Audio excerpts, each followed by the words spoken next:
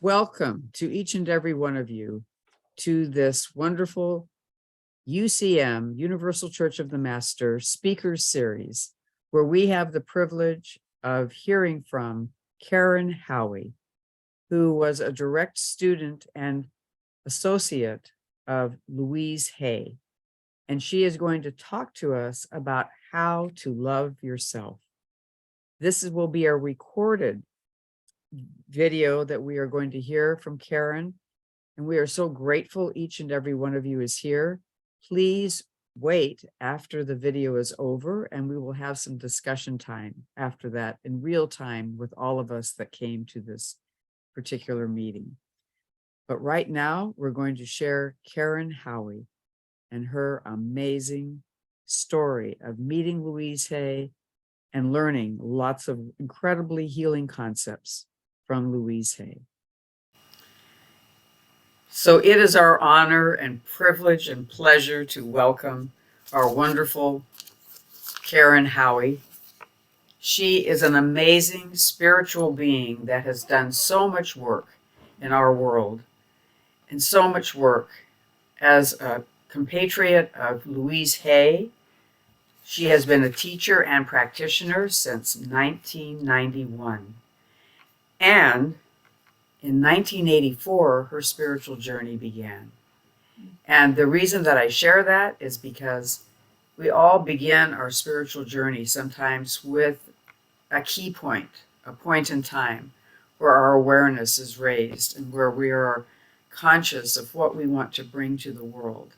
And I just want to thank you, Karen, for sharing your wisdom, your expertise, and all that you bring to this. And we are so grateful. So welcome, Karen. Thank you. And we're going to, in honor of this, we're going to light our candle for Karen. And then what we're going to do is actually relight this candle when we actually have our time together on the Tuesday speaker series. And it is wonderful. So Karen, this is for you and in honor of you. Beautiful. Thank you.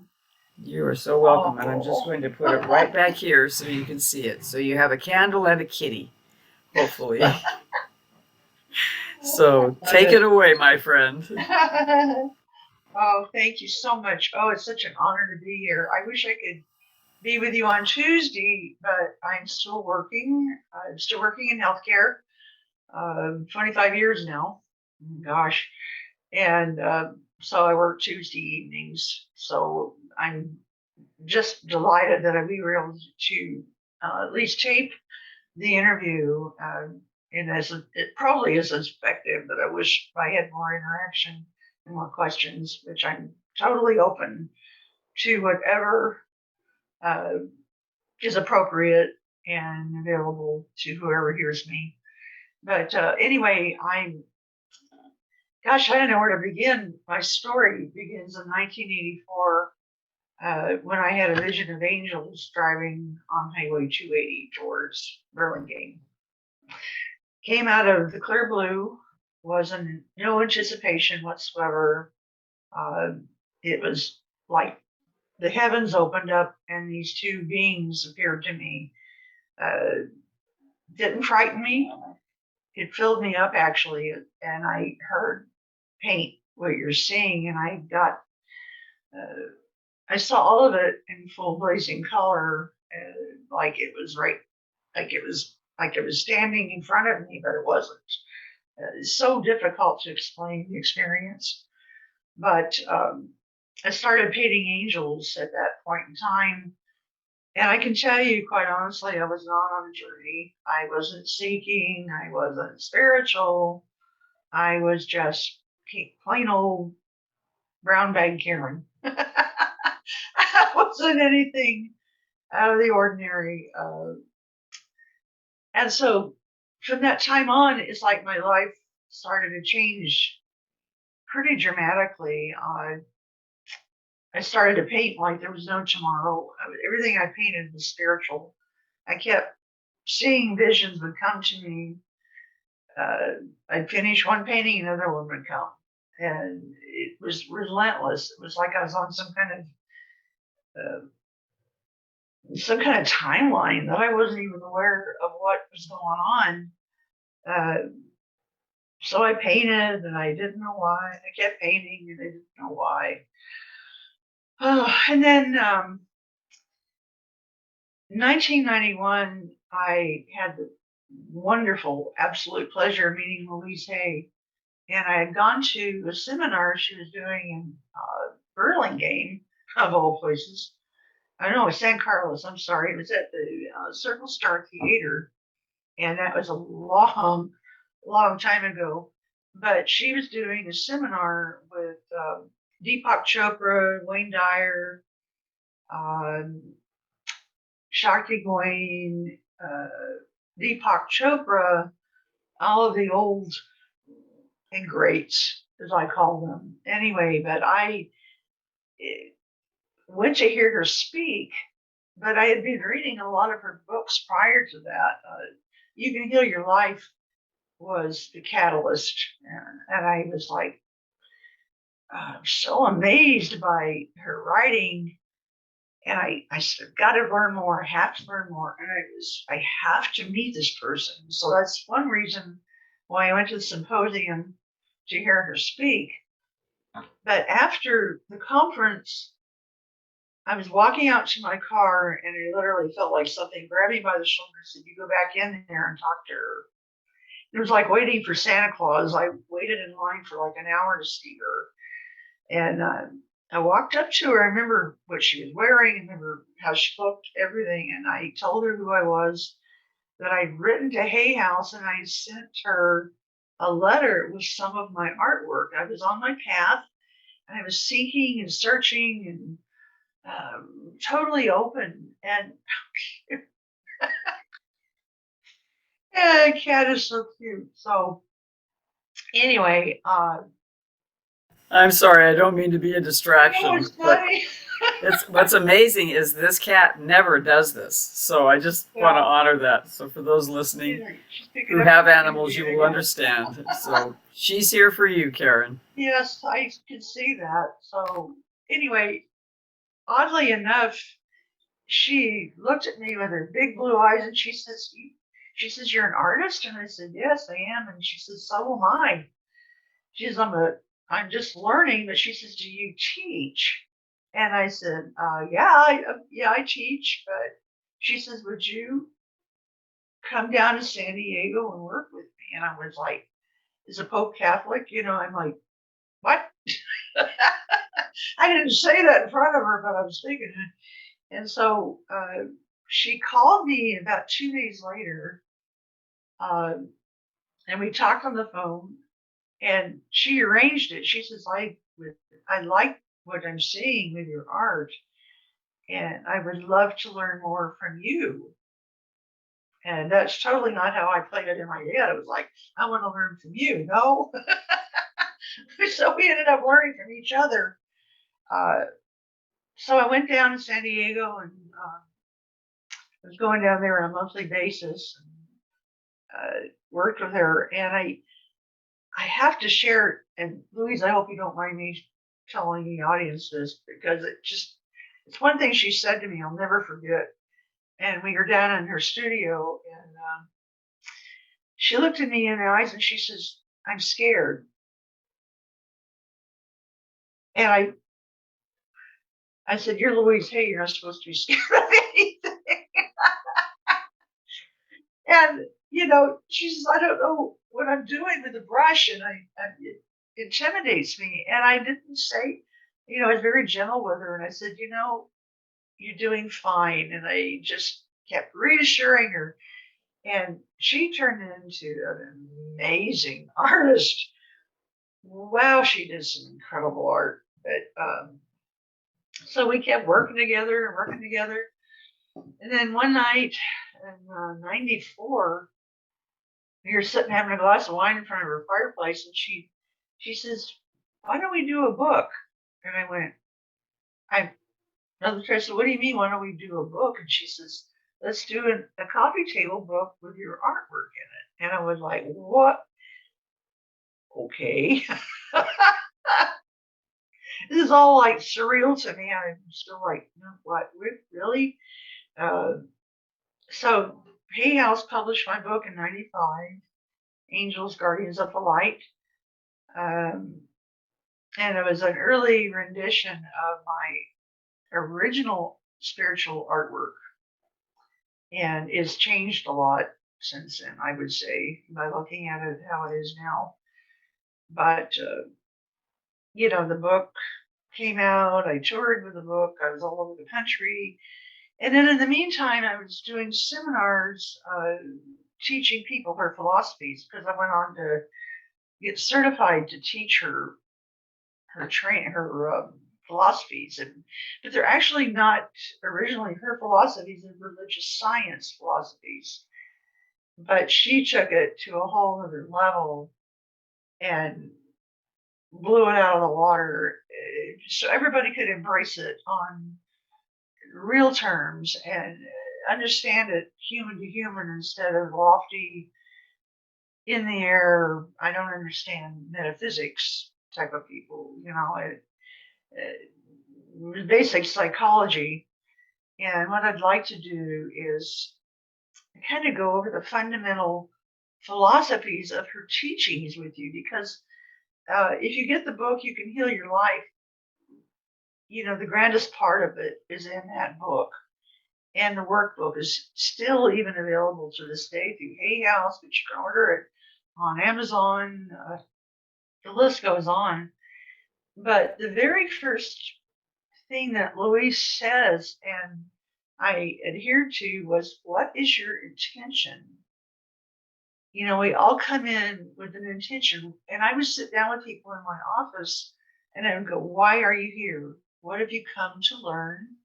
What is it you would like to know about yourself, where you're going, where you are now, and what is your goal? What do you want to achieve in your life? And we take it from there. But the very first thing she would say is, you must learn how to love yourself. A lot of us haven't understood exactly what that meant. And when she first said that to me, I did, what do you mean love yourself? Is that kind of vain? And she says, it has nothing to do with vanity. It has everything to do with your self-worth. So she gave me kind of the basic guidelines on exactly how to do that. And to this day, I still struggle with loving myself. I mean, I'm still human. That nasty little voice inside my head goes, oh, you're not good enough. You're not fast enough. You're not getting it. It drives me crazy. And that's not a good affirmation. But, it's so, that little part of your brain that says you're not doing it fast enough, good enough, big enough, I'd like to slap it across the face. And that's not very metaphysical, but that's the way it feels sometimes. I just, I guess I see life altruistic in my artistic mind. Everybody's happy, peaceful, everybody's angelic and kind and wrong. Wrong.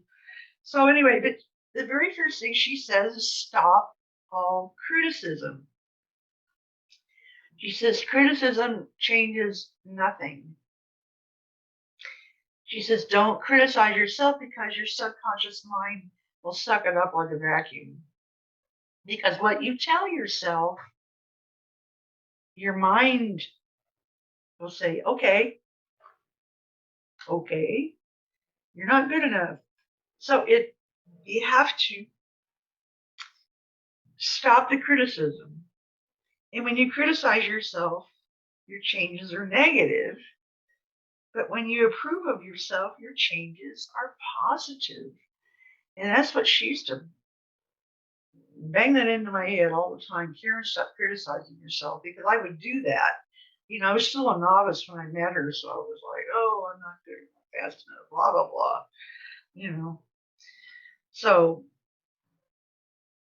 criticism is a no-no, because that's human beings are very critical of each other, which is an unfortunate thing, but they are.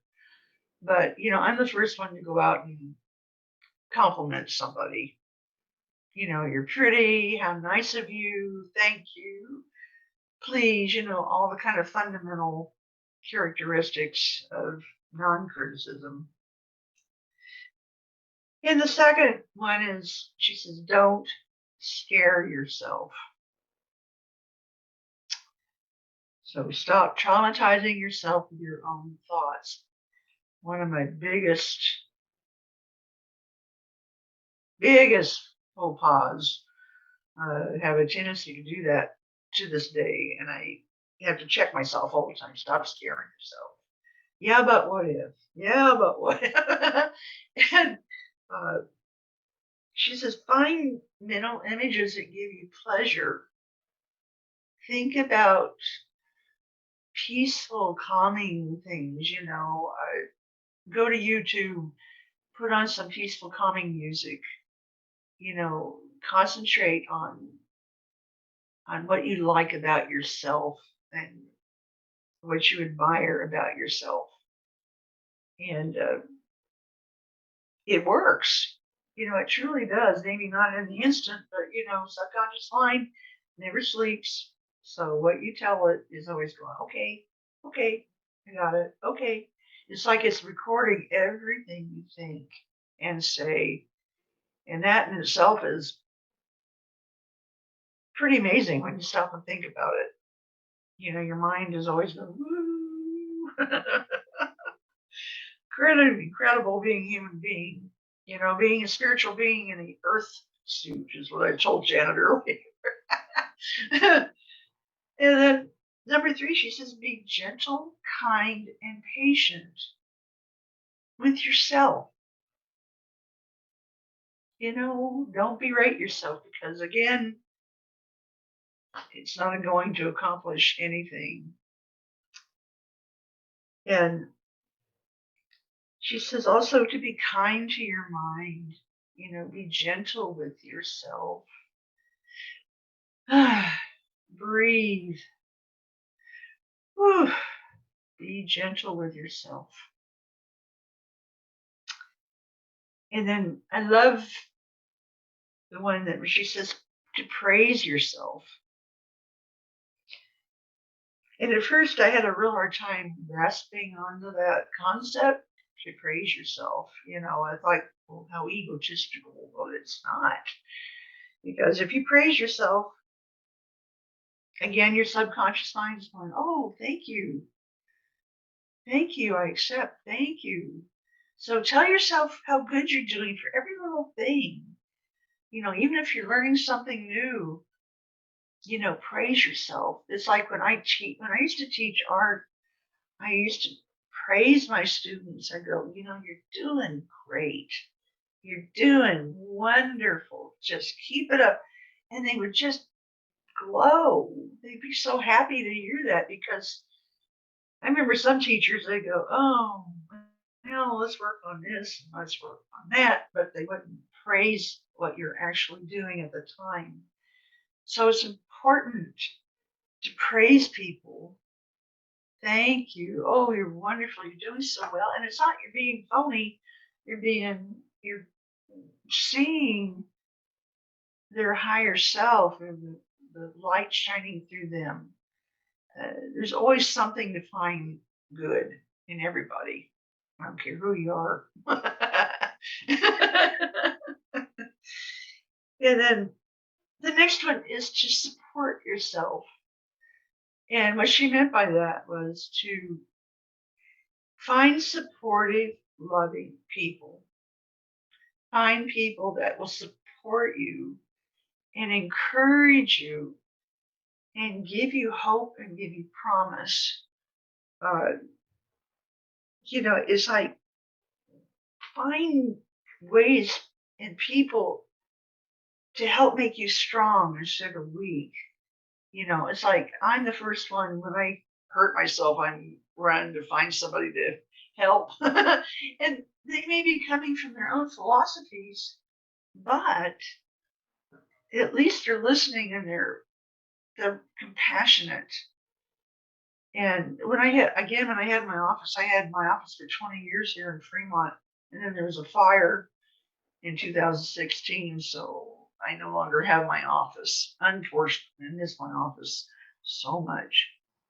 But I would always sit quietly with them, let them talk about what they needed, not what I needed or what I needed to tell them.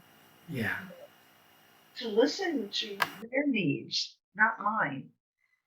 And it was amazing what came out of their mouth because I wasn't judgmental and I wasn't critical. I just listened to them. And I could tell that they really appreciated just being heard. Because a lot of people want to express their own thoughts and their own opinions, but they don't listen.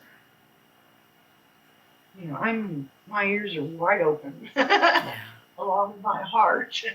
Because if you have those two elements going on, then hey, you're doing good. So, and then she says to take care of your body. And, I'm still working on it. I'm 76 years old and I'm still, namaste. Thank you, God. I'm still working. And I think I'm in heavy denial that I'm as old as I am because I don't think of myself I know I'm chronologically 76 years old, but I don't act like I'm 76, and I don't want to be a martyr, and I don't want to be, okay, I'm this age, so I have to act a certain way. No. No. No. So, I'm still working, I'm still walking, I'm still interacting, I'm still pretty social, even though I prefer to come off of work at night and crawl into my sanctuary, which is right behind me. This is home where I can breathe and I can paint, I can inhale, exhale. It's great. So, but take care of you and learn how to say no. That's one thing I had to learn along the way, was to learn how to say no, I can't. And not being nasty or a martyr, but I just say, no, I can't. No, thank you. Even with my art, people would go, can you do a painting in a certain color in a certain way for this project? No, I can't do it unless it speaks to me or it comes through me. Then I can, but I won't do it just because I feel like I have to. Those days are gone forever. Yeah, no. So, and then this exercise is really interesting, but it's called mirror work. And she literally has you look into your own eyes in a mirror and say, I love you and I accept you for who you are. And she says, try real hard not to look in the mirror and criticize yourself. Look in the mirror and express your gratitude towards yourself. And pay attention to what comes up when you look in the mirror, because that'll tell you your baseline of how you feel about yourself. I don't know if any of that makes sense, but those are the basic fundamentals of her philosophies or religious science philosophies.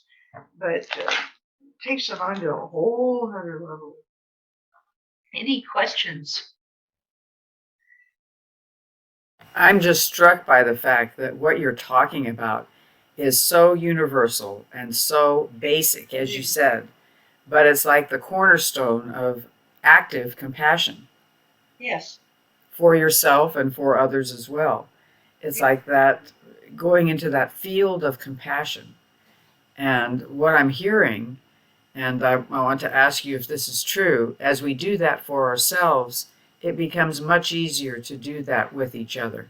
Oh, absolutely. Absolutely. Because, we're all coming from our basic knowledge of life. I mean, our DNA, call it what you will. It's like, I don't mind telling you, I grew up in a very negative environment. Uh, I was the only child, and my parents communicated by arguing with each other, Wow. which isn't, which is horrible. But I chose not to be like that. I chose to take a higher path or a higher ground. Unbeknownst to me, 1984 really brought it out. Um, that it made me, I don't know, it was the most extraordinary experience, but it was like, it made me come to terms with who my soul was, my soul complex, my compassionate side. I don't know, it was the most amazing experience in my entire life, and I kind of hang my hat on that moment in 1984 when everything completely changed. Because I was hitting walls right and left, bad relationships, this, that, uh, but when the angels came to me, they showed me in so many terms about that's not the way to go. Get in touch with your heart. And that's when the whole thing, I felt like my life was on a big white grease board, and they took an eraser and Wow. starting over. Okay. Because if somebody would have told me 25 years ago, or maybe even 30 years ago, that I was going to become a minister, that I was going to go into healthcare, Wow. I would have laughed in their face. I would, are you, what? Come on. There's no way.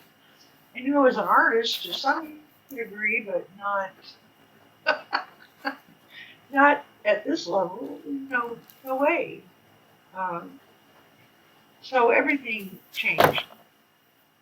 Everything changed. And I still think about how amazing that my entire life changed because from that very moment. And uh, I can't put my finger on it. I still to this day go, why me? I guess I said, why not? Why not you? So, Well, okay, I've been going with it ever since. well, you talked about that transformative moment, Karen, but I want to offer to each and every part of you that you had the courage to take up that road. You said, okay, I will go on this path. Yeah. Not really sure what it would be, not really sure how the outcome would turn out. And so I really want to offer that courage of your heart. And of course, heart is courage. Courage is, Yes. Yes. with heart, right?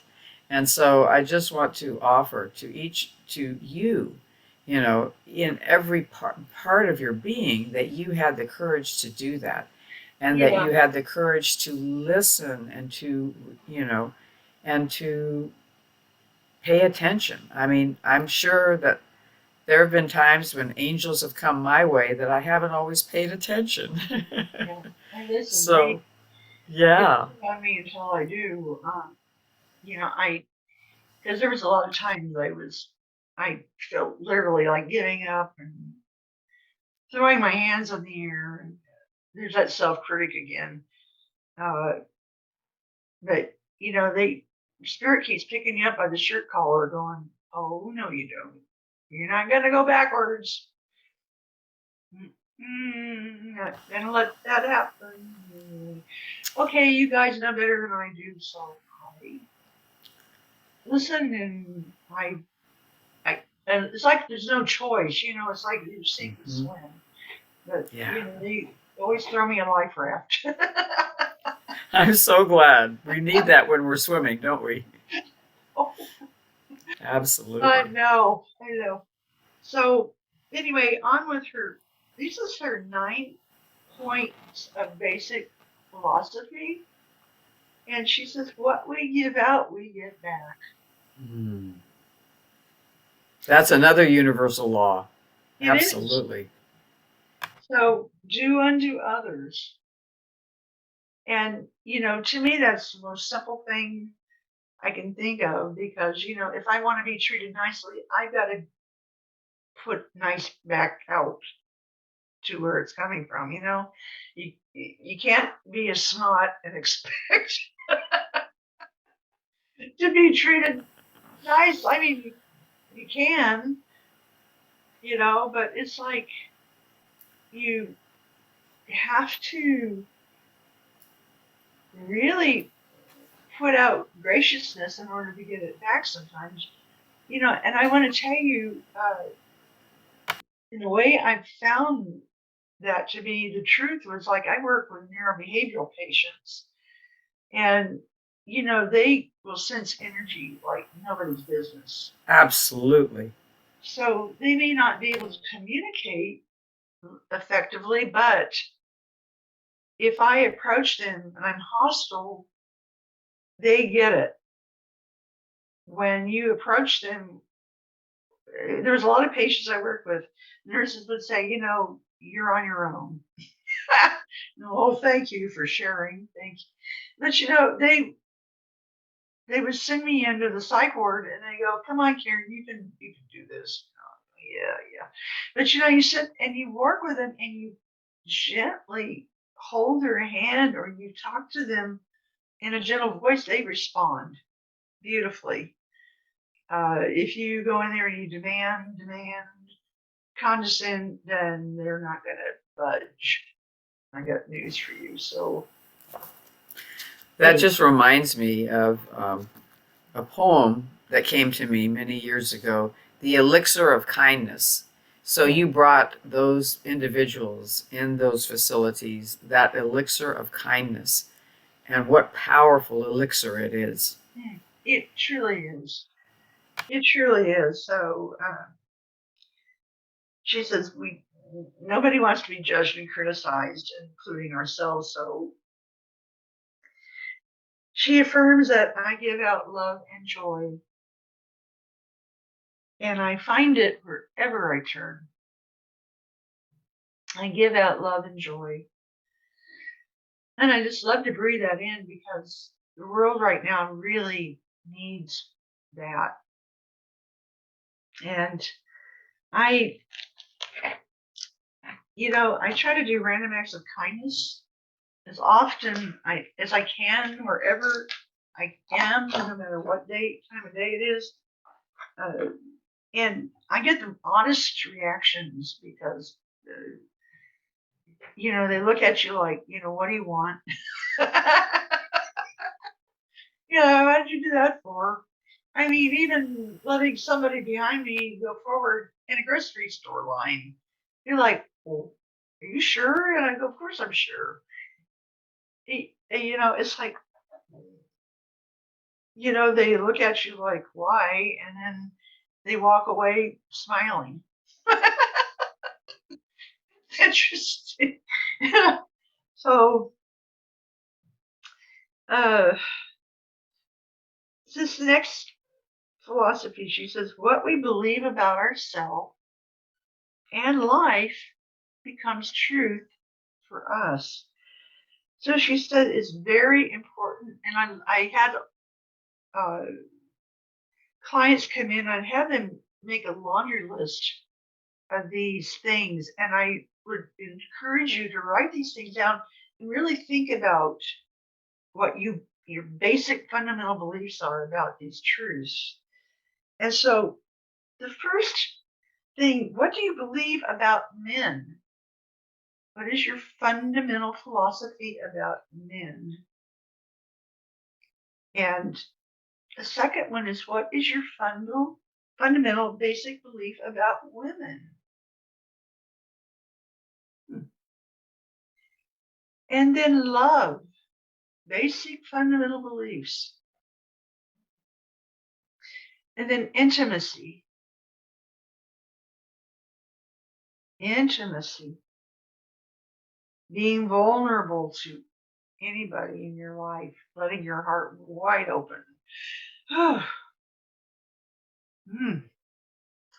Health, basic fundamental belief about health.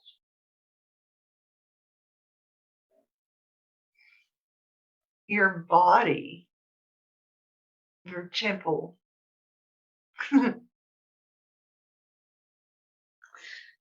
Lack of anything. Basic fundamental beliefs. What is your comfort zone around lack?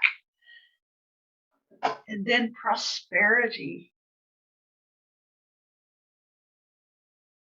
And then aging. I've learned to accept it. And I'm okay with it. You know, finally okay. Come to terms with, hey, I'm a 40-year-old and a 76-year-old body. How's that sound? Beautifully said, Karen. Beautifully said. And also, yeah, I mean, just embracing the present moment and not getting caught up in an age that is just a number, right? Exactly. Yes, absolutely. And then work. Basic fundamental belief about work. Wow. And these are amazing because it's like I'm imagining them in a wheel and it becomes our wheel of life, right? Right. Yes. These beliefs become that foundation. Right. For the spinning of the wheel. And then success. What's your basic fundamental belief about being successful? And then lastly, God. I have a sticker on the back of my car window that says, kindness is my religion. I have to tell you, I adopted that from the Dalai Lama, but that speaks the truth to me because it's like, you know, being kind is godlike as far as I'm concerned. You know, I don't think God's sitting up on a big cloud with a long white beard judging us. I don't. Because a lot of people think he's external, like he's up there watching everything we do. That's too much of a job even for God. You know, there's a lot of people to take care of. Can you imagine God? Oh, that's why he has angels, okay? So, that I believe he gives us, the power is within us. The kingdom of God is within. Yeah. That's one scripture in the Bible that's always spoken to me. The kingdom of God is within. It's not out there somewhere. It's in. He's instilled that within all of us, so we can take responsibility for our own lives, good and bad. Because again, what goes around comes around. What you put out, you get back. You put out good, you're gonna get good. If you put out bad, you're gonna get bad. So,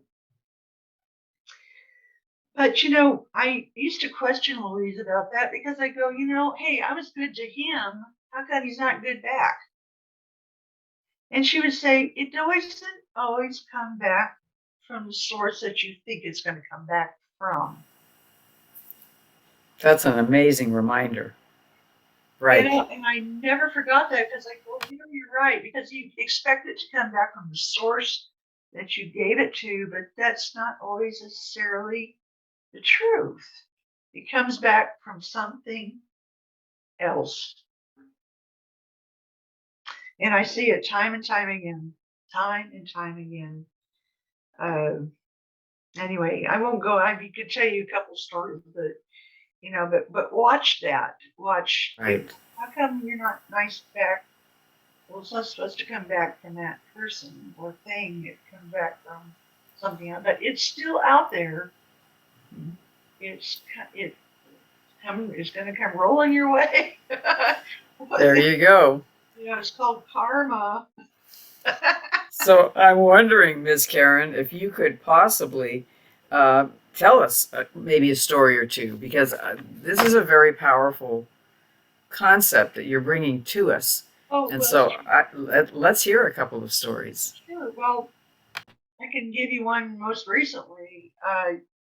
One of my clients back east, I think you owe me $150 because I think I paid you twice for one painting, and I in my mind I'm going no, but I went ahead and I went to the bank, got a cashier's check, mailed it to her. And I said, I'm not going to fight this because Spirit's telling me no, don't go there. And I trusted it. It wasn't more than a week later, I sold 2 more paintings to doubled the cost of what she paid me. So I was like, whatever. But the universe says, okay, we saw what you did. We're going to return the favor. And, it's time and time again, it's like, uh, publishers have come to me that I had never dreamed I had given up. Just throw in the towel. And the universe turns a corner and boom, there it is. And it didn't come from the source I expected it to come from. It just amazes me. So when I watch it in action, and I'm one of those type of people where I don't have a lot of patience. It's like I want it right now. I'm like a big kid. I want it now. Absolutely. The universe is laughs at me. Goes, sure, kid. Our time that is. I'm God, you're not. God, oh yeah, okay. Hey, yeah, that's right. I remember now. Exactly. But Exactly. oh my God. So, and then her third philosophy is our thoughts are creative. So she says, what is your normal thought when you awaken in the morning? It's like notice your thoughts because your thoughts are creating your reality. And it's like I keep, it's like we are energetic spiritual beings, and so the energy we are putting out Yeah. comes back. So we're putting in our order to the universe, going, I want this, I'd like this, and I'd like a little bit of that, and it goes, okay, just hang on and wait. And that's where I get hung up because I want it right now, and they have a different agenda. But I want it right now. No, you can't have it right now. So it's like, and I love Louise's philosophy around that. She could always say, it's like planting a seed in the ground. And you have to wait patiently for it to sprout. And she says, you can't keep going in there and tugging on the roots. Grow. How come you're not growing? Well, it's not time. It's like spring follows winter, and we have to wait for it to evolve and grow. Not in our time, but law of universe. And I love that image that you used, Karen, so much. Tugging at the roots. That's a very powerful image. And I certainly can relate to it. Yeah. It's hard not to do that, isn't it? Oh, Whew. you're looking at me, the big, oh man, Yeah, I'm a big root puller, chugger, whatever. Oh man, I got it Oh. not working my way, my way, my way, my way. So she says, but they choose thoughts that nourish you. You know, choose thoughts that nourish you. What is it I'd like to do next with me and my life? And put it out there and expect it to come back. Because a lot of times we pull in, you know, Louise say, doubt, clear doubt, you know, let's sit and talk to doubt. He says, doubt never solves anything. And I remember her, she would be very, very emotional, a lot of emotion with her. She would go, you know, come on, doubt. Come sit here and have coffee with me. Come here.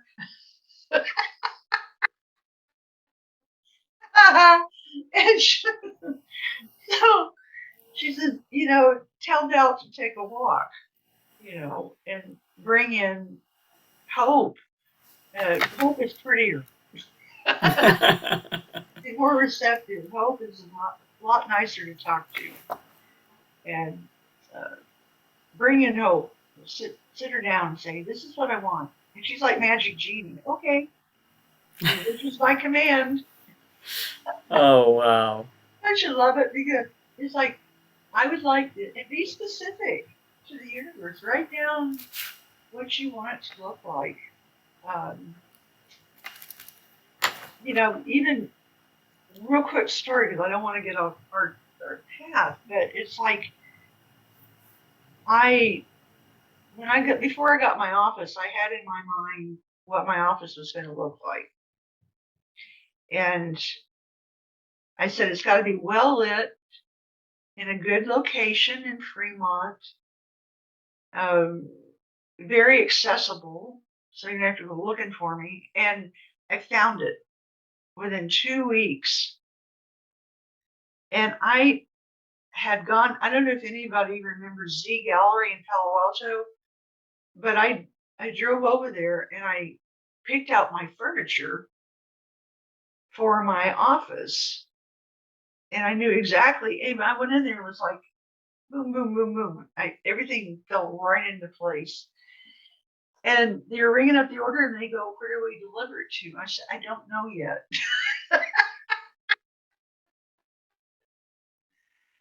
The salesman looked at me really funny, like, "Oh, okay." The next day, I called them. I said, "I know, I had the place." Oh man, talk about now that was instant gratification. I had to tell you, but it was like I had in my mind what I wanted, and it took time, but sure enough, it manifested. Boom. So expectancy, expectancy, not denial or doubt, but expectancy. And I'm working on that one currently because my current affirmation and my current expectancy, and I don't mind telling all of you, is that I would like to retire and just paint. And they're holding me off for some reason. I'm not questioning it. I'm just listening and waiting, and I don't know where the holdup is in the traffic jam, but Yeah. there's a reason. And so I continue to work in healthcare until such time, until I get the green light. So I'm going, okay, universe, you know better than I do. If I argue and kick and scream and yell like a 2-year-old, then you're gonna just look at me funny and walk away. Oh, Oh. you just have to be quiet and listen. So she also says we are worth loving. Hmm. All of us. Yeah. We are worth loving. And this is actually from Wayne Dyer, but he says, what you think of me is none of my business. I love that. But, you know, Louise and Wayne worked on the same uh, from the same source, so I totally uh, enjoyed watching them interact because they had the same mindset. Yeah. You know, Wayne was amazing. Uh, in fact, the day I met him and Deepak was a little short guy, and Wayne was real tall. Mutt and Jeff, literally. But they're like those fascinating people to work with, and Wayne was real joyful and charismatic, and Deepak was very, serious. you know, Uh-huh. and he had a dry sense of humor, but he was very more serious or black and white. So it was interesting working Wow. with those people. Oh my God. Um, Any questions? Any comments? absolutely. I mean, there's so much here. I mean, it's like a rich tapestry Oh, that where threads are being, drawn together and woven together in a wonderful matrix of support. yeah. I used to hear that from people who go, it's like a tapestry of information uh, that you can adhere to without trying to figure it out or analyze. Does that make sense? It's like Exactly.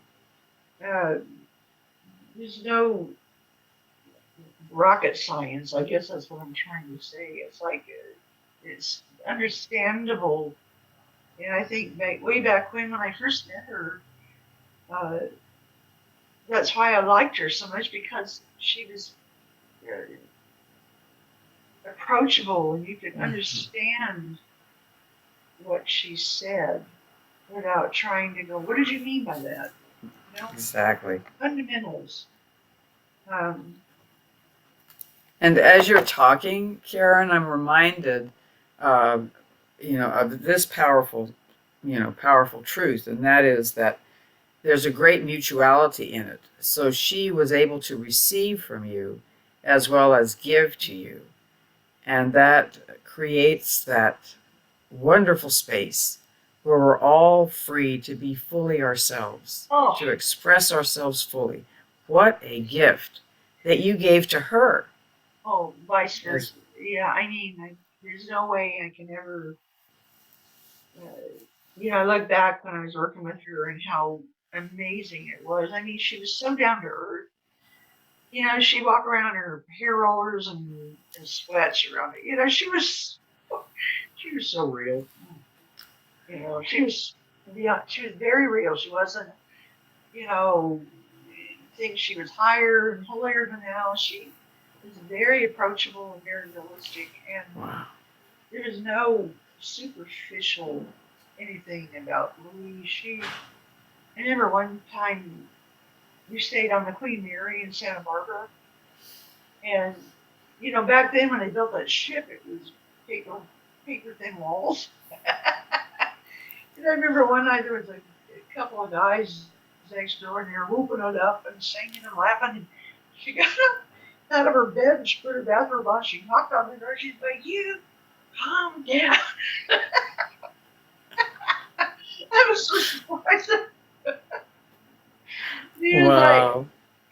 "I'm trying to sleep. Stop it." She was like, she wasn't the queen. She wasn't a princess. She was very earthy, and I love that about her. I love that about her. She was wonderful. So she says also that self approval and self acceptance are the keys to positive change. Mm, Woo! That's a yeah. tall order, huh? Let's unpack that a little bit because that's very, very powerful as we think of some of our world leaders, as we Oh, think of some of, what's going on. So that self approval, if it is not there, can create a really difficult, sometimes absolutely. She says, dynamic. Yeah. yeah, verbatim, I'm reading it right from the book here. It says, when we are angry with ourselves and when we judge and criticize everything that we do, when we abuse ourselves, our lives won't work. Wow. She says, old negative beliefs about ourselves are just old ways of thinking and have no basis in the truth now. Because she says most of our fundamental beliefs come to us around age 5.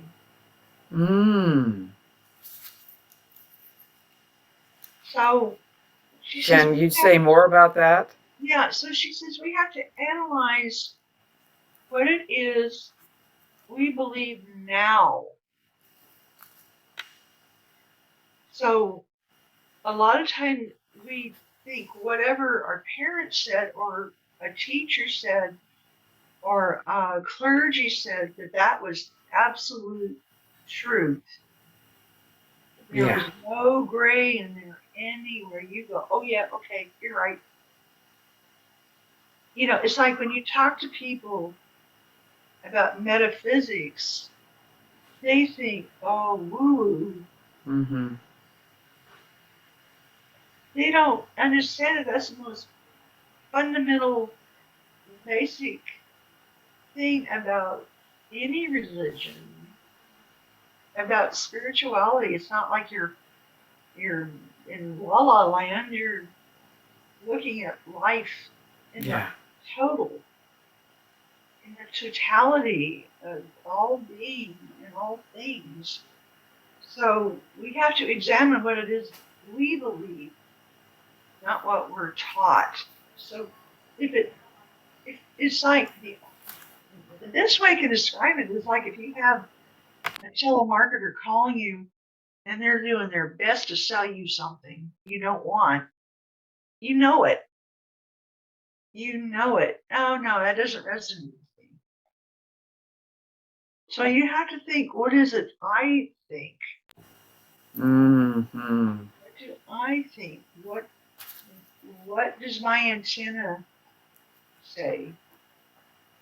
You always have to check in with your higher self. Does that resonate? And you know it. You know it. You know it if you just check in to your higher self. Yeah. You know what is right and what is wrong. But a lot of times we get sucked into, oh, that's not right. Right. What do you believe? And that's why that laundry list I just gave you is so effective because you look at those aspects of life and you go, what is it I believe? Mm-hmm. Because maybe years ago you would have thought of men as they're the breadwinner, women stay at home, have babies, and do the dishes. Well, you know, things have changed dramatically. You know, women are powerful, you know, charismatic beings that are in politics and running the world now. They're not like kowtowing to men and what they think is right, and men are always right. Well, we're all right. You know, we all have a say in things. It's not like we're living in the 1950s anymore. What do you think of that example? There you go. And of That was my course, era. right. I'm hearing you talk, sister. Absolutely. And I think we've also done our men a great disservice. You know, Yes. they're suffering as well. And Mhm. I think that's what she really brought about, that we as human beings, right, um, Yes. are, on this journey and honoring our own intuitive sense. Absolutely. Does it Oh, resonate with me, right? oh, for certain. I mean, you know, we all contribute, men and women. Yeah. We all contribute to the good. You know, maybe our DNA is different. You know, women think differently than men, but we all know good from right from wrong. Most of us. Yeah. Some of us still trying to figure that part out. But you know, for the most part, I think fundamentally people know right from wrong. I can only hope. It's my big please, please think before you leap. You know what I mean? Exactly. It's, And you know, it's amazing, Karen, because you've talked about the mirror work, which is very powerful work. I've done that work myself. yes, yes, Very powerful, very powerful. And then I also want to acknowledge your artwork. So you have found a way of expressing. So can you take us on any of, like perhaps an exercise or something that you and Louise might do uh, to help us get in touch with that deep potential we might have? yes. You bet. When I was teaching uh, visionary art, I taught a lot of classes in that, and the students would come up to me, well, I can't draw a stick, and I'm going, well, sticks are fine. What's wrong with a stick? So what I would do to get them in that space is I would play a real passionate piece of music. Ride of the Valkyries was one of my go-tos.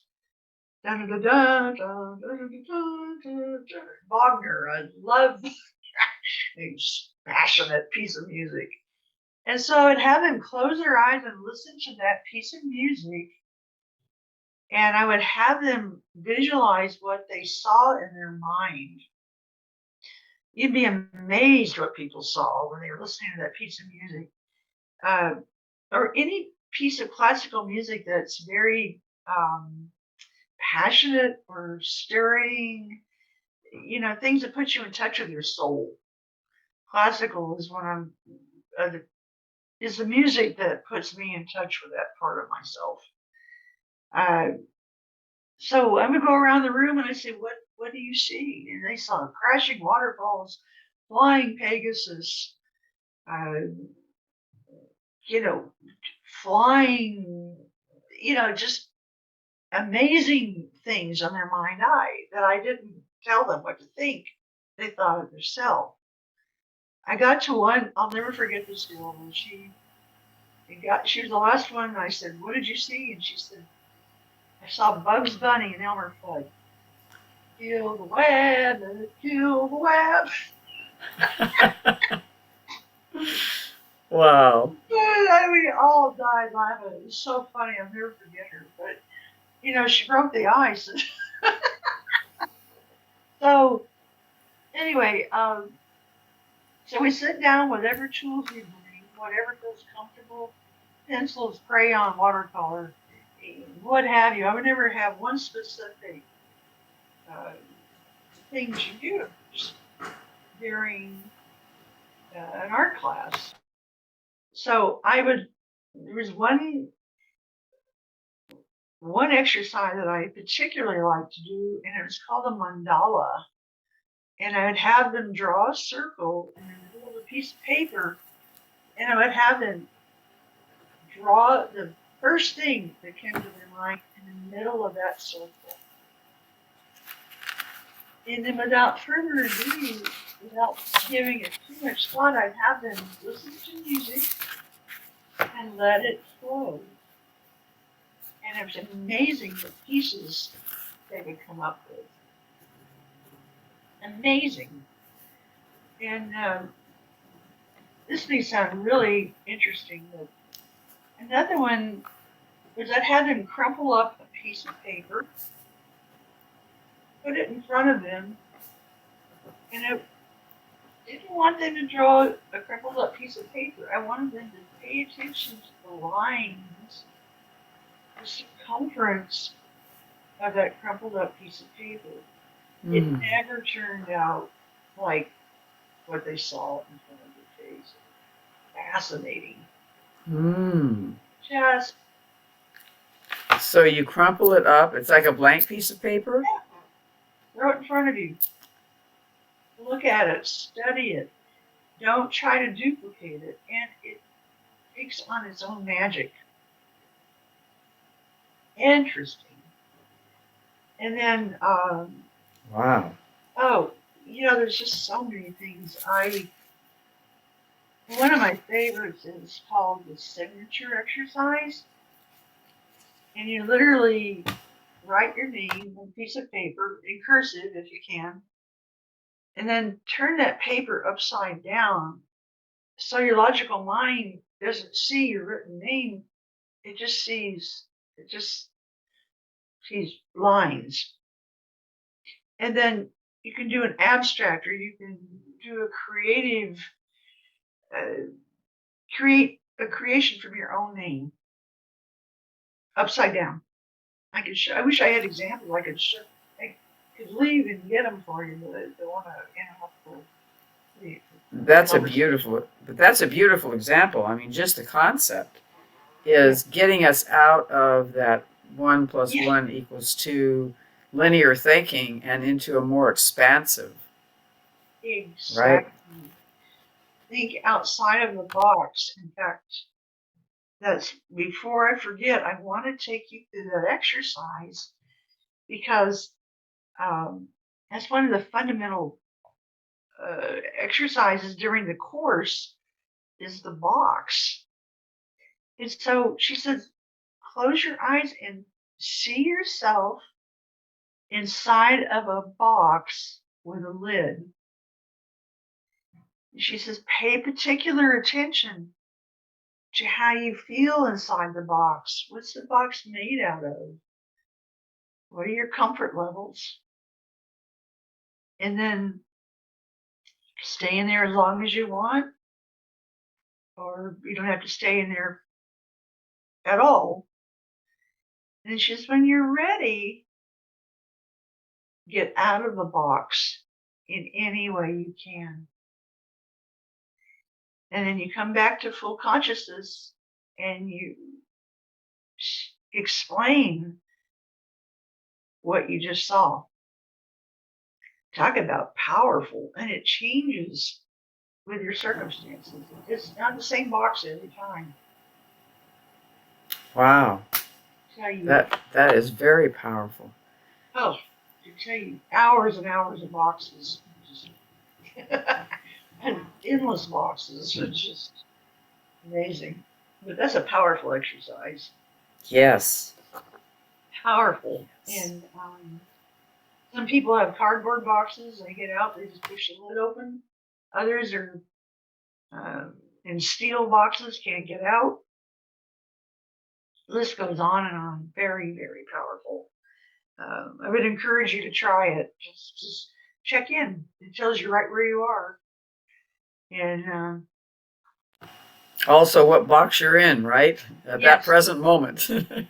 tells you what consciousness you're in. If you're Yeah. stuck, if you're not stuck. Um, Interesting. I really, really encourage you to try that on your own in the quiet moments and check in. This is where I am. So, And what we might do is do a couple of these exercises sure. after our talk is over Okay. and see if folks, resonate or come to some awarenesses. I'd These are love that. these are these are great. Yeah. And then she talks about forgiveness opens the doorway to love. And she used to talk about forgiveness, about saying, forgiveness does not mean condoning. Uh, and but she says it's letting go of it to take care of ourselves. Yeah, because I mean, in Absolutely. yeah, because there's some circumstances it's like I used to be very revengeful. Like I want to see them get what's coming to them. But I go, there's karma again. Like you leave it to us. And it's true. So it's like when you release and let go of something that's hurting you, let it go because it's not serving you. And and then she says you take it to a whole other level of understanding when you let go of what is not serving you, you let go of it. Let it go. It's like letting go of anything. It's like you just stand there and hurt yourself because it hurts. Stop doing what's hurting you. Stop hurting yourself with old emotions, old thoughts, old feelings, old emotions, old memories. Let it go.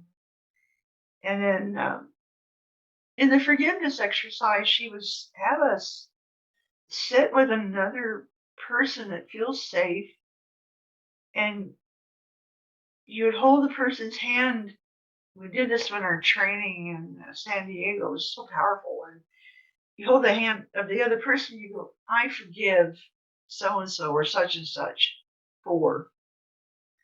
And the other person next to you would say, I release you and I let you go.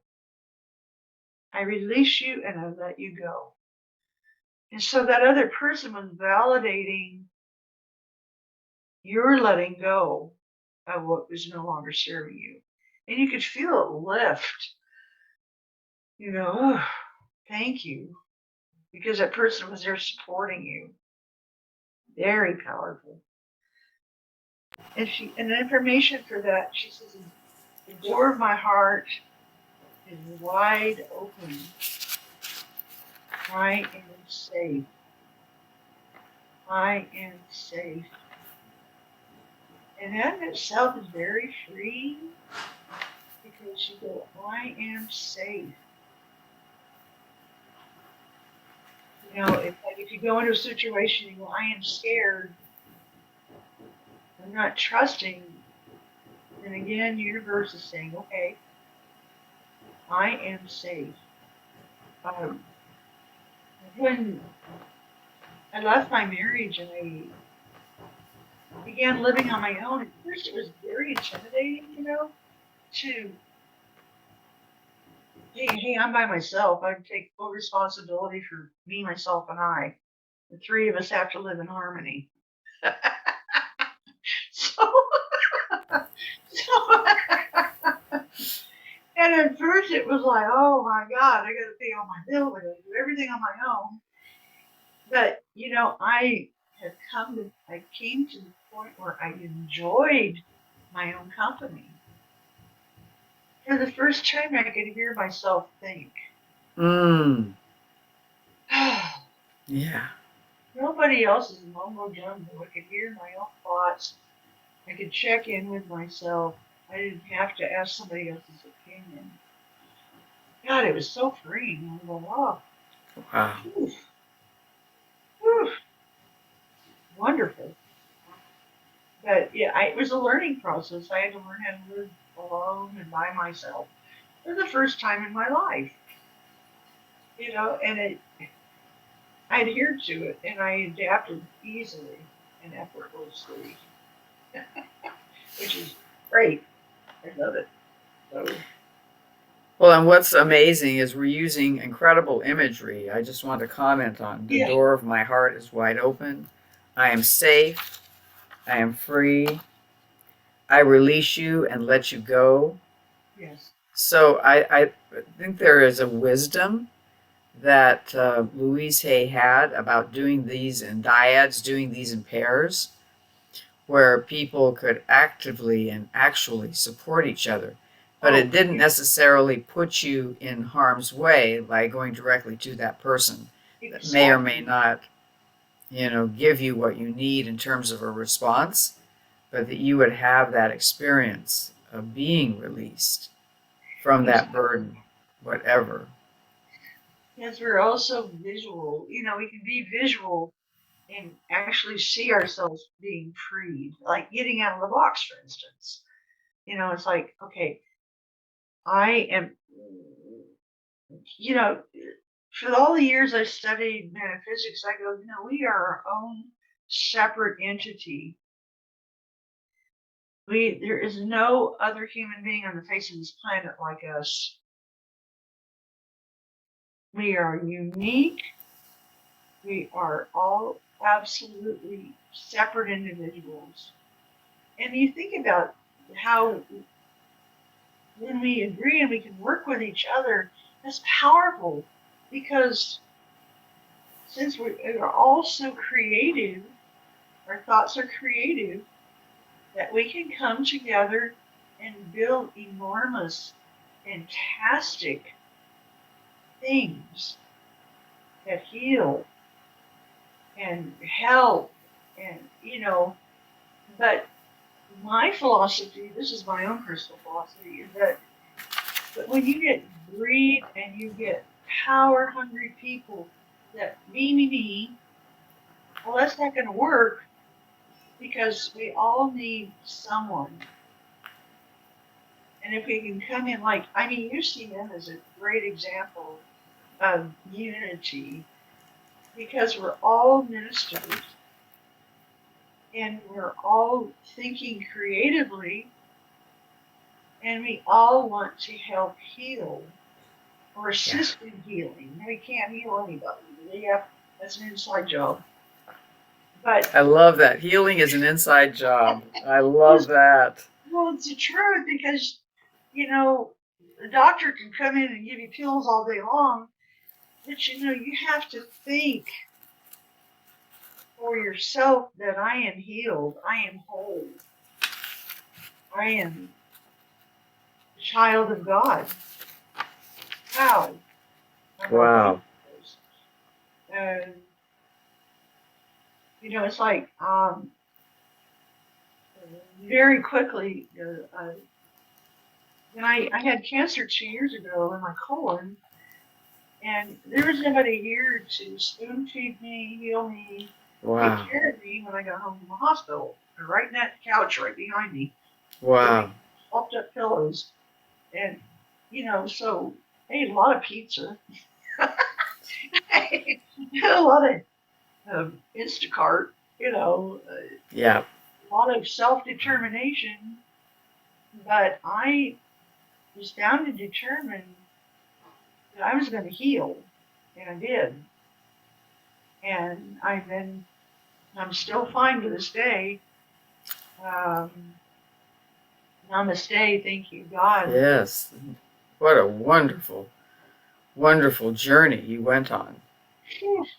Yeah. It was a load, but I had there's this inner strength in me that says I will, I'm capable. No matter what's coming at me, I can get through this. It's just a bump in the road.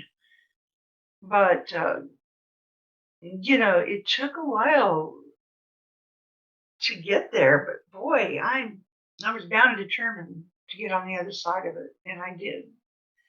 So the only thing I had my apartment manager, God bless his heart, he came in and emptied my garbage for me because I couldn't walk. That arms but even getting off the toilet was a challenge. Not to be graphic, but Oh yes, absolutely. Wow. Boy, that was something. But I had to believe in myself and believe in the spirit to get me to the other side. Yeah. It did. And I'm a Reiki practitioner too, so I did Reiki. I prayed, I affirmed, I took all the nasty stuff out of my mind. I can do this. I am doing it. I'm not can do it. I am doing it. Beautiful. And there is a difference, isn't there? I am healed. I am whole.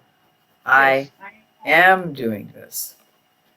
Yes. It's very different than I can. I am doing this. I like that. There's a very difference. I love that. I am. I can. I'm willing. That's another thing she used to say. If you're willing, just be willing. In fact, it's funny. I just turned to the next page. Beautiful. It is. Yeah, go on. Just be willing. And I'm going to read to you right from my page. It says, we do not have to wait until we know how to do these things. All we need to do is to be willing. Hmm. Wow. Because our thoughts are creative. Wow. So it takes the burden off of us to have to know the exact details of how it's going to happen. Ain't that that's so true. She says, if you have the thought, I am willing to begin to release or to forgive or to love myself, you are putting that message out into the universe. Yeah. As you repeat this thought over and over, you'll put into motion the laws of attraction. So you're putting it out there. I am waiting. I am receptive. I know it's on its way. I know it. When I ordered that pizza, I knew it would get here eventually. I knew it was on its way. But, I didn't call round table. Are you there yet? Are you on your way?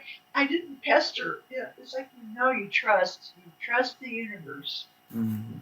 You trust that big pizza kitchen up in heaven, wherever you.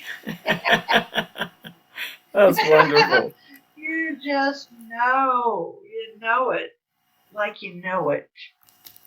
So let me ask that, because that's a beautiful example. Yeah. Reverend Karen, it's a beautiful example of, I know that I've been very impatient with, when food is delivered and I'm hungry and I'm tired and cranky, right? And so what, I mean, I honor you that you don't call up the pizza place and say, what's the deal? Where's my food? Right. What's the deal? What's the deal? Where's my food? Right. And what do you do to calm yourself? Because that's a beautiful real world example of. What do I do to calm myself? Sometimes I just have to sit quietly with my thoughts and let them pass. And they do. It's like watching clouds in the sky. You just watch them and you're aware of them, but you let it pass and you don't demand. And that have found to work pretty well, because if I sit here and wring my hands and I just get frustrated and angry, that doesn't work. Right. It's like, have you ever watched a child throwing a tantrum? You don't go over there and say, stop it, because they won't. You have to let them get through it. And then once they calm down, you go, okay, let's try something different. Yeah. So opening the door. Yeah. Yeah, so you just have to kind of let it pass. I mean, it's there for a reason, I guess. But and then sleep helps me too. If sometimes I get that way because I'm just tired. Right. I just get tired and grumpy and yeah, had a long day, and so I come home and go to bed. And sleep is very rejuvenating. I mean, that may be exactly what you need. And then the next day I get up and I start all over again. With my affirmations and my intentions. There we go. I mean, I think I started off our lecture by saying, pay attention to your intentions, because an intention could be simply getting up and getting a cup of coffee. That's an intention. First, you got to think about it and then do it. Exactly.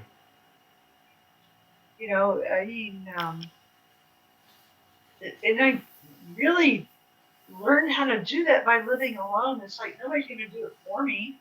Yeah. I can't, hey, ring a bell, Ring the bell. I know the maid is off duty this Right. week. Right. I, I, She's been off duty a long time at my house. all the time. I think the maid left and I just never saw where she went. But Right, exactly. it's like nobody's going to do it for Karen but Karen. So we ring the bell for ourselves, right? Yeah. It's like Pavlov's dog. Mm-hmm. I study psychology, Pavlov's dog, yeah. Absolutely. I love psychology and ecology. It's amazing. So we are coming up to a time where we probably need to, uh, you know, uh, kind of complete. We have like another couple of 10 minutes or so. Oh my. Yes. Oh my gosh. I know it. Time goes so fast. It does. It does. One exercise I really want you to make note of is the should could exercise. It's always been one of my favorites. Excellent. Tell us about it. Write down what you feel you should. I should. Why should you? And the answer may be because I don't want to. And that's fine. That's absolutely fine. And then you put it into another context. If I really wanted to, I could. What does that list look like? If I really wanted to, I could. And then write down the answer of why. Why? So you have to think about the coulds versus the shoulds. Because should is like, well, I should get out of bed earlier in the morning. Well, why? Yeah. Because I don't want to. That's a fine answer. If I really wanted to, I could. Puts a whole nother light on it. If I really wanted to, I could. So ask yourself, well, why haven't you? What's keeping you from it? And that is a whole new ballgame. Well, and I like the phrase, if I wanted to, I could. Yes. So it's opening up the possibility to what I might want to do, right? Exactly. Or what I could, possibilities, a totality of possibilities. I used to love it when she'd say that. Beautiful. And then in that context, think about your strong suits. What are they? What are your strong characteristics? What are your positives? And build your fort from there. What are my strong suits? What do I enjoy? What are my creative aspects? I mean, they're all creative. I have people say, I'm not creative. Oh, yes, you are. Yes, you are. Wow. So it's so important that we concentrate on what we can do versus what we cannot. Right. What can we do? What can we do? And I ask myself that every single day. Yeah. Oh my word. Yeah. If any of you are on Facebook, I encourage you to look at my page because all of my art is on my Facebook page. Fantastic. Every bit of it. And when I sit down to paint, I have a visual. And then it comes and then it changes and I have to listen to that and I have to adhere to whatever spirit is trying to portray through me onto paper. And so there's that trusting part, you have to trust what's coming through. Yeah. As healing for your soul. I don't know whoever, I think it was Nelson Mandela that wrote this. I heard Marianne Williamson wrote it, but I'm not positive. But I'd love to read this as a closing and then open up questions. Wonderful. She says, "Are she or he?" I still am not clear about who actually wrote this, but I love it.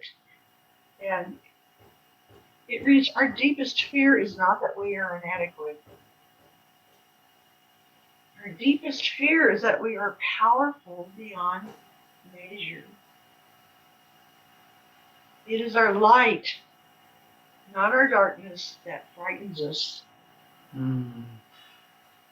And we ask ourselves, who am I to be brilliant, gorgeous, talented, fabulous? Actually, who are you not to be? Mm. You're a child of God. Whew. Wow. Your playing small does not serve the world.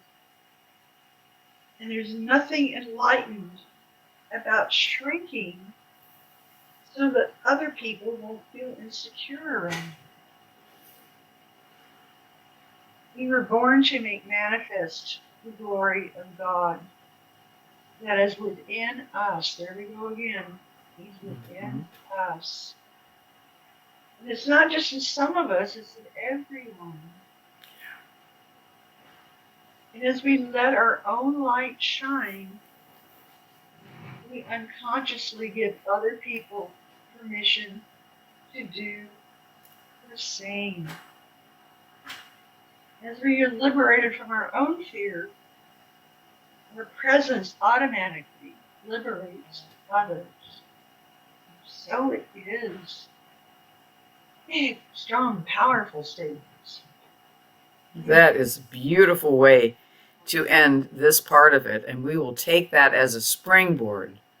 We will take that as a springboard, Reverend Karen, as we go forward with exploring these amazing concepts you've brought to us. These amazing, beautifully put and simply put so that we could grab them. Truly, truly my honor. It just felt so natural to teach these concepts this morning. It just felt good. And well, we are so fortunate, and just know that you are that light, and you will be that light for us on Tuesday when we come together, and our Tuesday in November, and know that anytime we would love to maybe get together in person and do a workshop where we really explore some of these. I would love to do that. Thank you. Give my phone number in case anybody wants to reach out to me. Absolutely.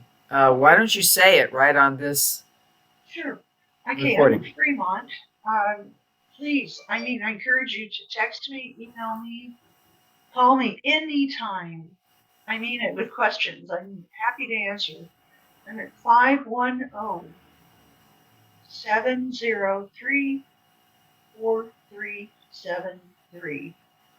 And you can text me on that number. You can email me at proart99@aol.com. I am receptive to any questions, comments, complaints. Oh, no. No, I don't get any complaints. But, it's like my heart's wide open to anything and everybody. And I affirm that we are all healed, we are all loved, we are all so worthy of our own good. And I love all of you as my fellow ministers. Oh, I'm so honored to be a minister to UCM because you totally resonate with everything I believe. And that is so beautiful. And thank you for bringing that light and sharing that light with all of us and with the world. And hopefully this, recording will get to many people, even beyond UCM, as we put it forward as one of our speaker series. So you've just given us so much to think about, so much to take into our hearts, and so much to live by. Thank you so much, Karen. Thank you. Namaste. I love you. Namaste. Love you too. Welcome back to each and every one of you. You can now put on your visual if you would like, or put on,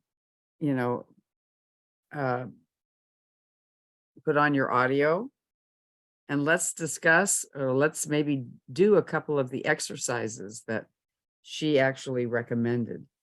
Welcome, Chen Li. So good to see you. Sorry, I Thank still you. can't see the screen. Sorry. I'll get better at this. No, it's my, I'm not used to this screen. Hang on. Okay, we can see you, your beautiful face. Oh, here And we are. I'm sitting a little duck in a new location. Sorry. Oh, you look wonderful. We can see your face. It's great. And Christopher, Christine, Porky or Dottie, Alla. Oh, there she is. Wonderful. So what touched you most about what Karen shared?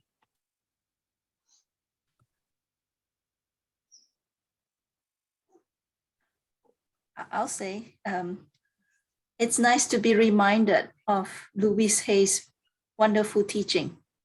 I have the wonderful opportunity to learn a lot from Glenn, who really healed himself back in the 80s using that very book. And to hear Karen talk about it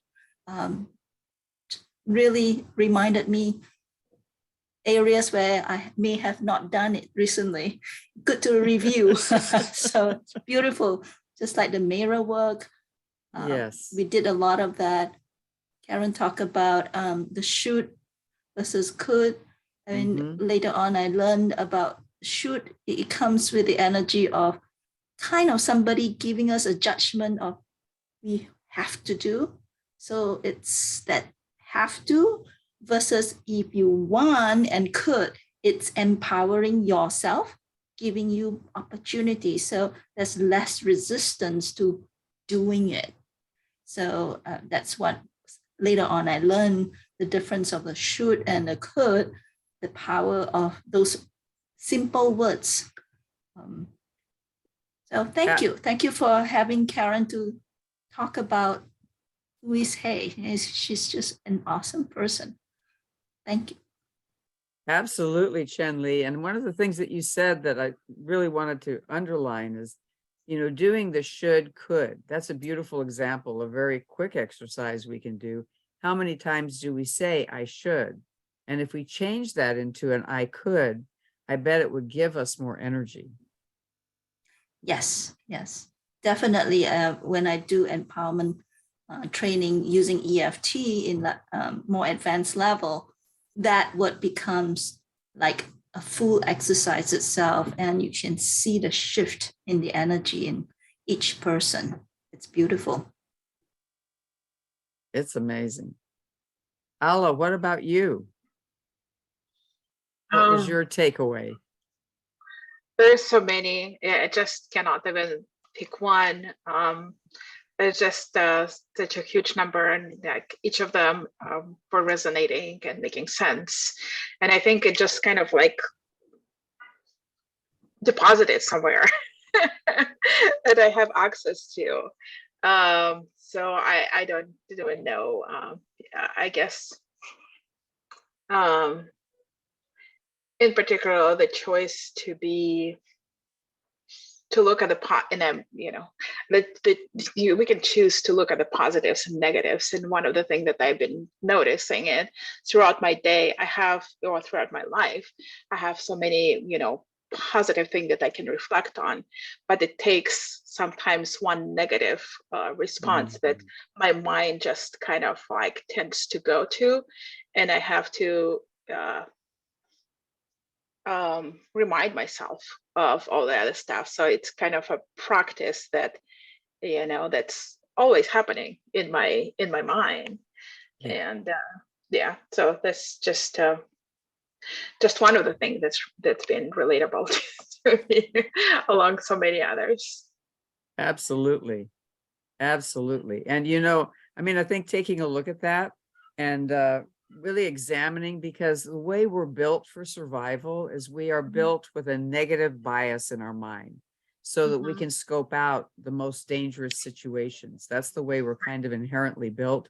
So as we evolve spiritually, the invitation is, I believe, to go to that positive, to the potential, to what we can create, but being gentle with ourselves when we do go to that negative bias, because it's kind of a built-in survival Yes, mechanism. the animal instinct, Right. kicks in first. Yeah. And so just being gentle with that. Christopher, what about you? You're muted, Chris. You're muted, Chris. I love her indomitable spirit, her ability to laugh at so many of these things in retrospect is to her way of looking at them in the present as she goes through them. That is, Patch Adams might have the same approach, laughing in the face of adversity. Is a much better vibration than being in the doldrums and the woe is me, the AR attitude. So I love that and what she is communicating. Oh, thank you, Chris. Absolutely.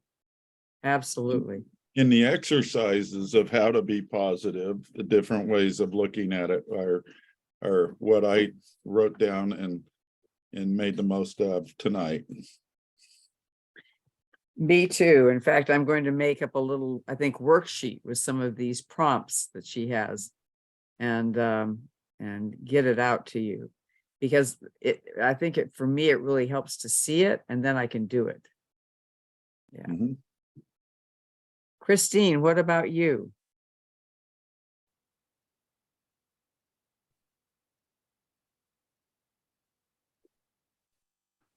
Christine? Did we lose Christine? Christine, you're muted. Christine Millie?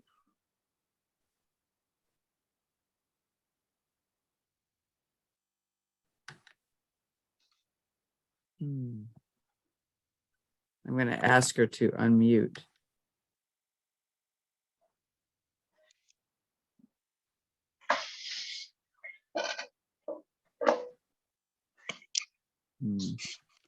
I don't know. Maybe I wonder if she got knocked off. I know I saw her come on. I know we lost Dottie and Corky, but I think she's still on the screen. Yeah. So, my friends, it's like I would invite us, to just explore, as she was saying, what are your strong suits? And so I'd like to, as we're here together, since we have this time together, let's take a look at what are your strong suits?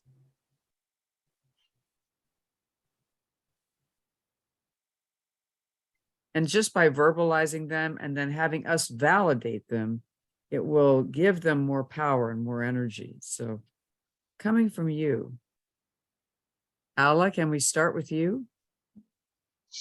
Gosh, that's a hard one. I can name a million of not so strong suits. I guess loving heart, kindness, perseverance, ability to pursue and just to continue to do what I think is right. Yeah, and I'm a good driver. That is a wonderful list. I sense there might be a couple of more.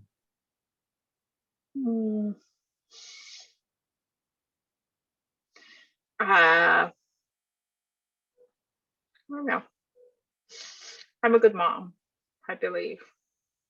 I mean,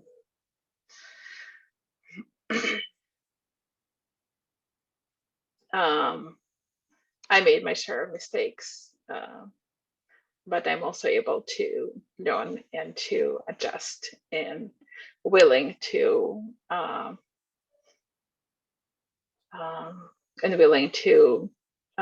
continue to grow. Well, that's a beautiful quality. That is a beautiful quality. Because I believe the definition of human is that we're probably going to be making mistakes. This is our learning ground, right? What about you, Chen Li? What are some of your strong suits? Boy, on a very, very important day today, November 8th, full moon with an eclipse. Interestingly, Yes. been one of the things throughout my life, somehow being in the front, performing, entertainment, speech, public space, it seemed to be something sooner or later I end up there since childhood. And ironically, I'm a very quiet person. I don't really enjoy the stage attention or anything. So why I'm bringing up this eclipse was yesterday I was doing another group activity, and the topic was on transition. And interestingly, as you know, where I am in life, trying to transition into a new whole space and identity, as we call it. And that came up as a topic of, I like to hide in the shadow. I don't know how long I can hide in the eclipse.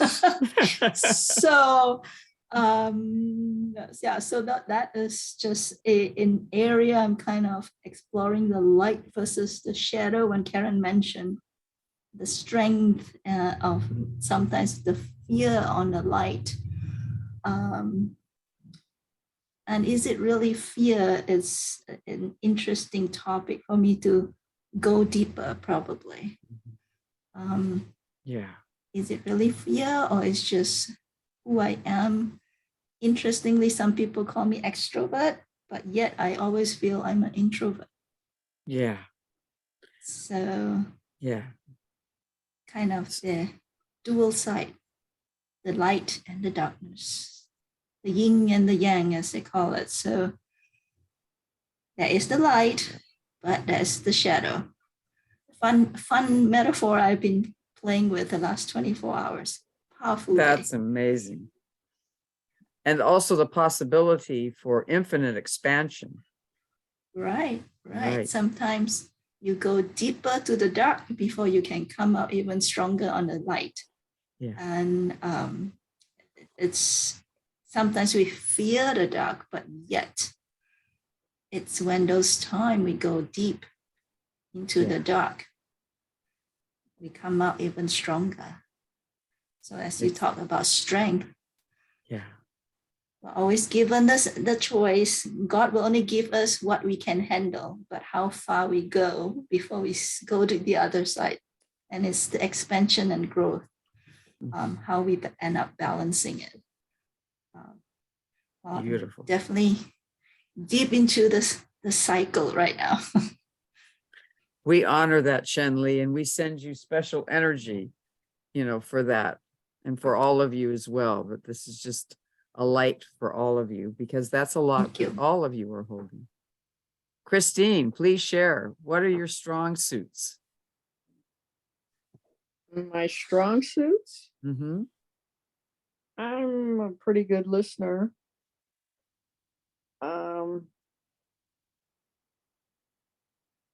I'm totally present when I'm listening. I'm a pretty good student.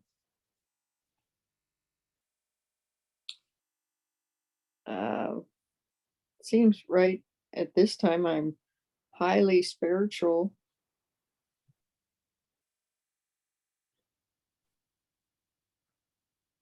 That's good for just, I had to leave because I had to go drop my ballot. Good for you. Yeah, I can be political at times. I don't know if that's good or bad, but I try to vote all the time. Absolutely. It's an exercise in our freedom in our country that we have to do it. So Yeah, thank you for doing it. I was surprised to hear. Well, actually, it was really good going there because there was all these people going and dropping off the ballot or going and voting. Yeah, it's exciting to see people Yeah, I participating. actually Yeah. thought about actually doing the actual voting, but I wanted to get back, so I just dropped it. Yeah. That's great.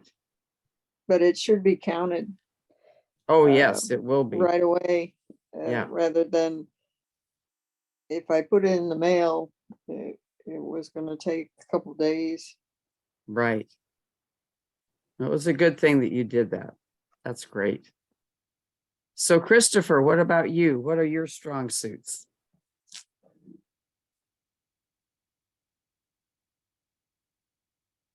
Geez, I have so many, I cannot think of them right now.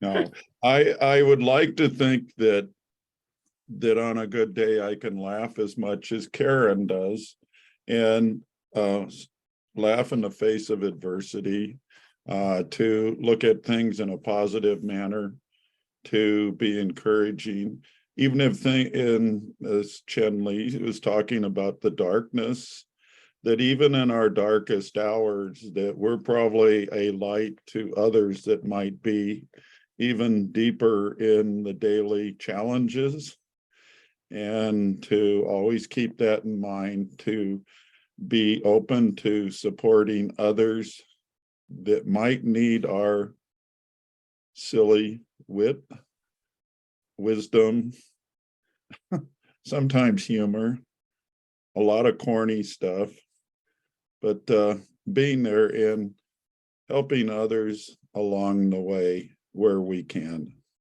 And being a senior now,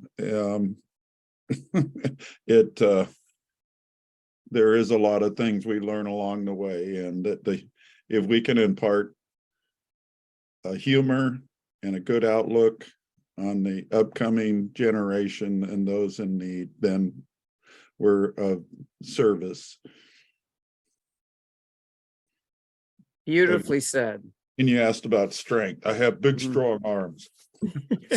Perfect. We That need counts. those too. That counts too. That counts. That counts. Yes. Thank you, Chen-Li. Totally. Because I want you all to breathe that in, to breathe in what you've said about yourself, what you've honored about yourself. Just breathe that in, because that gives you energy to be that light in the world, to be that light for yourself and for everyone else. And in being yourself, as you said, Chen-Li, sometimes you're extroverted, sometimes though that you really are an introvert, honoring the many dimensions and the changes and the expansions that you have of your particular light, because that particular light is exactly what we need in this world right now. And I want to thank each and every one of you for being a part of this amazing Tuesday night, election night. And as we come together and share our energy, may you be giving yourself a gift of something bad and decadent that has no socially redeeming value whatsoever, but just gives you a treat. I thank you so much for Oh, watching Chris this. got it now. Yeah, there you go. Right on All time, right. Chris. Right on time. So thank you so much, each and every one of you, for being here. And we give you great thanks and great blessings. To all. Thank you to all. Thank you. Thank you. Thank you. Bye-bye. Bye. Thank you. Great job, Janet. Oh, thank you. Thank you, Chris. Thank you for that support. Take care.